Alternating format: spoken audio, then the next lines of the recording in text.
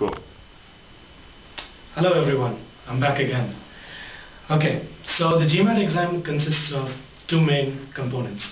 One, the verbal section, and the second one, the quantitative section. The verbal section contains three other subcomponents: the sentence correction, the critical reasoning, and the reading comprehension. Whereas the quantitative section is pretty much covering everything that you've studied up to your grade 10, and a few of class 11 and 12 concepts like permutation, combination, probability, but more or less whatever you've studied till class 10. The way we would be structuring our classes and delivering it to you would be, we would be having a verbal component and a quantitative component. The verbal component would be containing sentence correction. That will be 3 classes for that.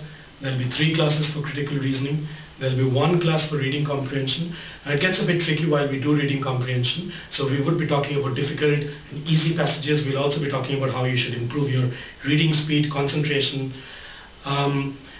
So that takes care of the verbal section. For the quantitative section, we'll be having 2 classes in arithmetic, 1 class in algebra, 1 class in geometry, 1 class in permutation, combination, probability and statistics, that is the advanced mathematics topic, and 1 more class on data sufficiency, because that's another thing that is kind of new for people who have not actually taken the exam so far.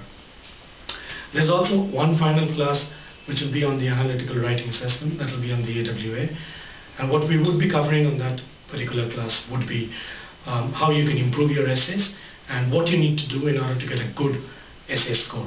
I'll not get into the details of any of the topics right now because we'll have a lot to talk about in each of these classes, and as and when is necessary, I will be obviously answering your questions and try and do a lot of hand-holding to make sure that you get from where you are currently to a good GMAT score that will ensure A, admission into a good B school, and B, a good scholarship amount. Having said that, the structure is a very important component of our entire program, and we want to make sure that there's a good structure around all our classes, and that is the reason why we have a fixed number of hours per class. As you would have figured out, there would be about 15-16 classes that we're talking about. Each class would be 3-hour duration. The first half an hour would be me talking to you about the theories and the concepts of the class.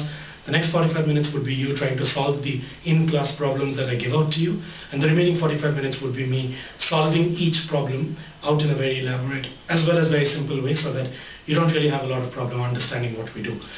Having said that, in spite of all the structure, our association with one another does not really stop at that point. Till the day that you finally take your GMAT exam, we would be having multiple doubt clearing sessions driven by as and when you have doubts. So we would be having it over emails, through chat, through talk, through conversation. So we'll be having multiple doubt clearing sessions, and there is no limit to the number of classes or the number of contact hours that you would be having one-on-one with me as your primary tutor.